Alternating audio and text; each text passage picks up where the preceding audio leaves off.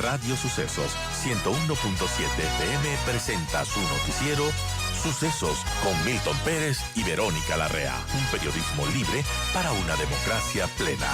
Los hechos y las opiniones de los sucesos que marcan nuestro tiempo.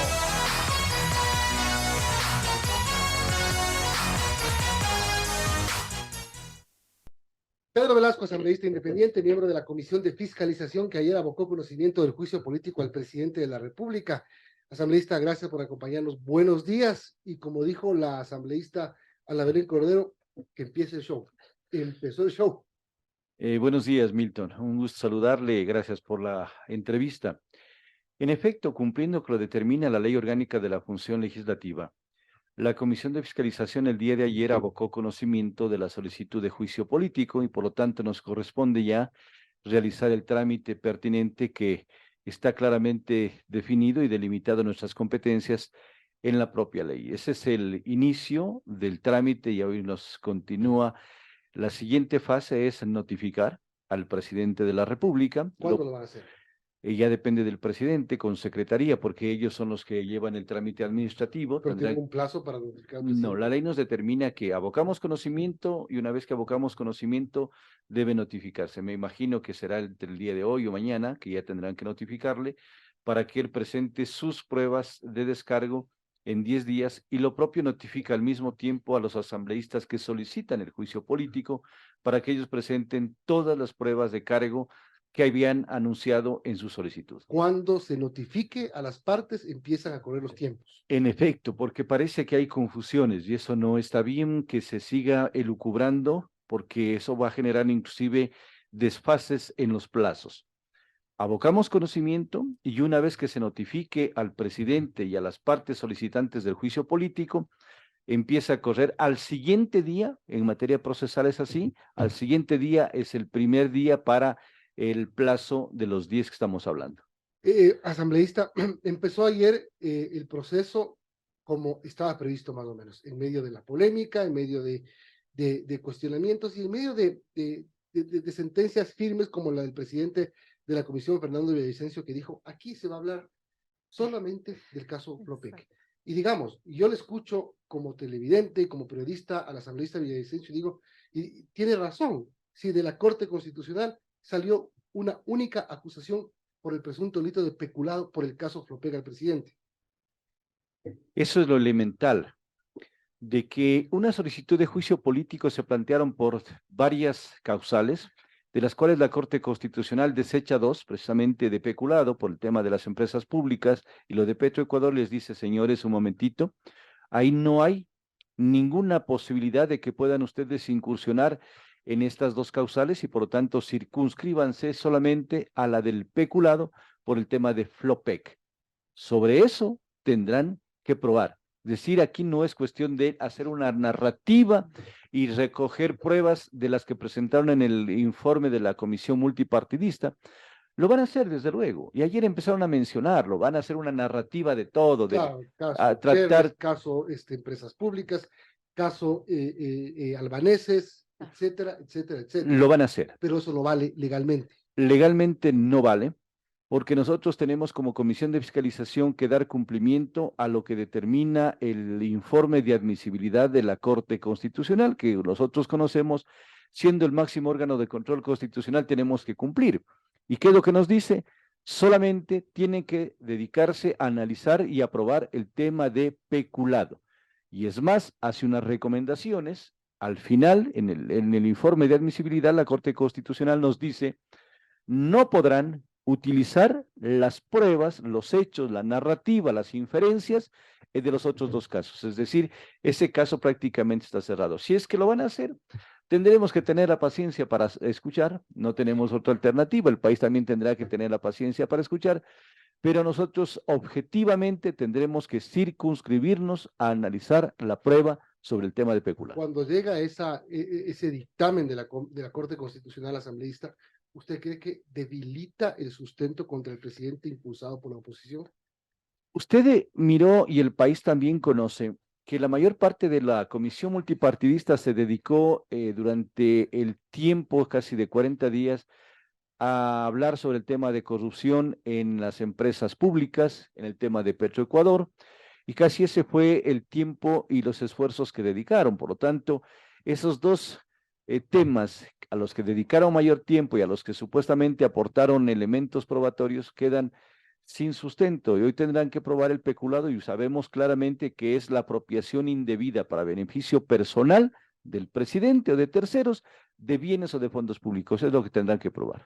Son las 8:50. Estamos conversando con Pedro Velasco, asambleísta independiente, miembro de la mesa de fiscalización. Asambleísta, buenos días. Y ayer Fernando Villavicencio mencionaba que se practicaran algunas pruebas y comparecencias en este caso, y quisiera saber si es que se tiene ya los nombres de quienes van a comparecer o si es que se ha establecido quizás un cronograma previo para ello.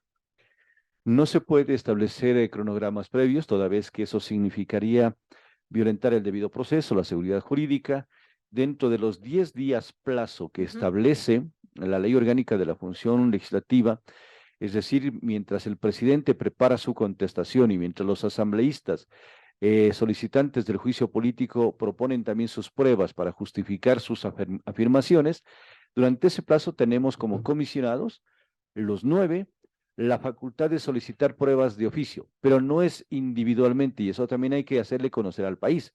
No es que Pedro Velasco, Fernando Villavicencio, Bruno Segovia, Roberto Cuero, María Gabriela Molina, Comus Córdoba, Marco Troya, Pablo Muentes, todos los miembros de la comisión Podemos o Ana Belén Cordero, individualmente solicitarlo. Se tiene que proponer. ¿Cuáles son las pruebas de oficio que queremos que se incorpore? Dentro de ellas pueden ser comparecencia de autoridades, servidores públicos, pero eso tiene que aprobarse al interno de la comisión. Para eso tiene que haber 5 votos. No se puede solamente decir, yo solicito que comparezcan 3 personas. No, tiene que aprobarse y luego de eso se establece un cronograma de comparecencias desde el día 11, después de los días que estamos hablando, hasta el día 20. ¿Cuán importante son algunos hechos para, digamos, el juzgamiento final dentro de la comisión y lo que se va a ir incorporando? Por ejemplo, que el contrato es de 2018, renovado en 2020, cuando el presidente Lasso no era presidente todavía, que la Corte Constitucional, según algunos entendidos, se habría extralimitado en lo que debió hacer, y que incluso hay un informe de Contraloría polémico que mencionan, y que ese informe de Contraloría no recomendaba deshacer el contrato con la empresa Amazonas Tankers Pool y Flopec. Es decir, algunos hechos que viéndolos desde fuera podrían favorecer la defensa del primer mandatario. He mirado el día de ayer el video en el que el Contralor fue a la Asamblea Nacional, a la Comisión, creo no estaré equivocado, de Desarrollo Económico, en la que él manifiesta que no tiene la facultad como Contraloría ni de sugerir la terminación ni la renovación. Eso no puede hacerlo el Contralor. Y lamentablemente en el informe de admisibilidad se manifiesta algo parecido a eso. Entonces no está bien que en un informe tan serio que debe ser el de la Corte Constitucional se hagan constar hechos de los que no hay pruebas ni evidencias. Ello no daría credibilidad a ese tema. El otro aspecto fundamental es de que los hechos que tiene que responder una persona tienen que ser los ejecutados por acción o por omisión, y si hablamos de un contrato del 2018, no sé qué relación vaya a tener en la prueba que presenten al 2023, es decir, cuando el presidente de la República todavía no estaba en el ejercicio de su cargo. Todos esos elementos que ya se están dando anticipadamente van a permitir ir argumentando a las partes, tanto a la defensa del presidente de la República como a la solicitud de juicio político, para poder justificar lo que está mencionando. Lo que sí debemos tener claro también el país es que el presidente de la República no está en la obligación de probar su inocencia, porque es un principio que parte desde la propia Constitución. Todos gozamos del principio de presunción de inocencia. Quienes tienen la carga probatoria y quienes deben probar los hechos que están afirmando son los solicitantes del juicio político, es decir, los 4 asambleístas. Pero cuando es político, es político. Entonces el presidente puede no ser probada su participación en un delito de peculado, porque si es político, es político. Lamentablemente voy a diferir con usted, No. Milton, porque por más político que sea lo que se analice al interno de la Asamblea, lo que se debata y los temas que son objeto a veces de cuestionamientos no se pueden apartar de la Constitución y de la ley, porque he escuchado y vienen vendiéndola desde hace mucho tiempo atrás esa idea y le están metiendo en el imaginario de la gente, del pueblo ecuatoriano, que en la Asamblea se discuten temas políticos. Qué pena que me da escuchar esos argumentos. Nosotros no podemos distraernos y ni sustraernos del Esos cumplimiento y son argumentos de acatamiento. asambleístas acusadores y también de sus abogados. Así lo dicen. Ajá. Qué pena que me da de escuchar Usted eso. acaba de decir hace un momento, aquí lo que van a tener es que probar la participación en el delito de peculado del presidente de la República.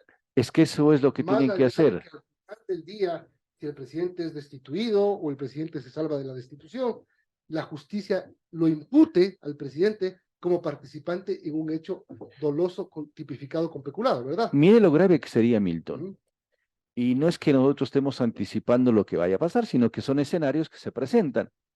Si la Asamblea decide acoger el criterio de que ha incurrido en el delito de peculado y supuestamente lo censura y lo destituye al presidente de la República y es sometido a un proceso penal, y ese proceso penal lo exculpa de responsabilidad porque no logran probar en materia penal el delito de peculado, ¿cómo queda la situación del país y del presidente de la República? Por la justicia absuelto, ratificado inocencia, y por parte de la Asamblea sin respetar lo que significa el debido proceso y la seguridad jurídica, se lo censura. Ahí estamos con conflictos muy serios. 8:56, seguimos conversando con el asambleísta Pedro Velasco. Asambleísta, ¿cuál es su expectativa de lo que pase en la comisión de fiscalización? ¿Usted cree que van a llegar a ponerse de acuerdo? ¿Cómo ves todo este proceso? En la Asamblea estamos mirando desde el día de ayer, cuando abocábamos conocimiento de posiciones bastante marcadas, y el país no puede tampoco engañarse de ello. Quienes forman parte de la comisión ya lo expresaron ayer abiertamente, indicando de que van a presentar y hablar sobre los temas que crean conveniente, y hemos evidenciado que tienen una inclinación. ¿Cuál es el tema de la censura al presidente de la República? Algunos de ellos.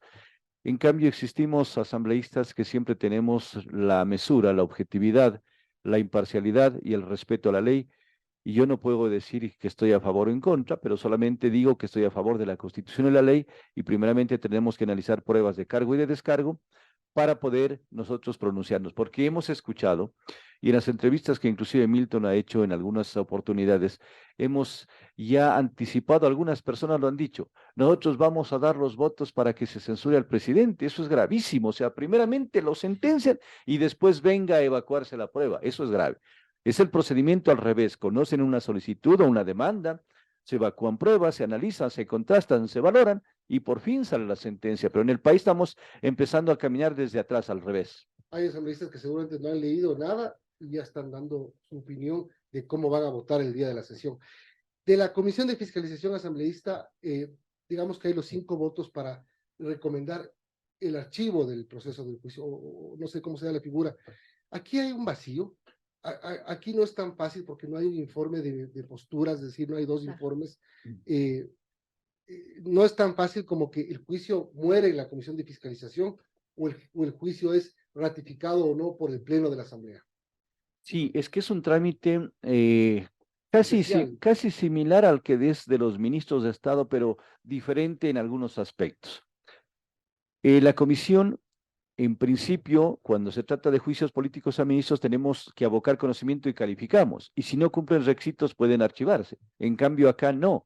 Acá solamente la ley nos determina, el artículo 90, que abocamos conocimiento. Esa es la facultad que tenemos, primera cosa. Segundo, cuando tenemos ya que presentar el informe, en el informe nosotros no podemos recomendar archivo del juicio. Lo que recomendamos es de que continúe o no el juicio político, porque el juicio político se desarrolla en el Pleno de la Asamblea. Esa es nuestra facultad. Y también el vacío legal que existe es gravísimo, porque si es que no se logra aprobar el informe, ¿qué vamos a hacer? Pasamos a la Asamblea y ahí aplicarán un artículo creo que es el 142, si no me equivoco, en el que determina prácticamente que si es que en procesos de fiscalización no se cuenta con la aprobación del informe, es el Pleno el que resuelve. Tendremos que llegar a eso. Bueno, ha empezado entonces, falta la notificación para que corra tiempo y seguramente será en las próximas horas el presidente de la República y las partes acusadoras, que tampoco, si no me equivoco, definen. Solo está claro que Viviana Veloz es una de las interpelantes, les dijeron a los otros tres, entre los tres, resuelvan quién es el otro. Es que tiene que resolverse entre los cuatro.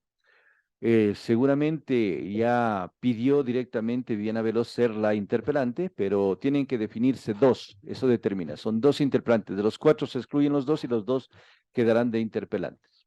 Gracias, asambleísta Pedro Velasco, miembro de la Comisión de Fiscalización, asambleísta independiente de la provincia del Carchi. Tenga buen día y mucha suerte en este trabajo que le ha tocado, que va a estar Muchas gracias, bajo Milton. el ojo crítico del país entero.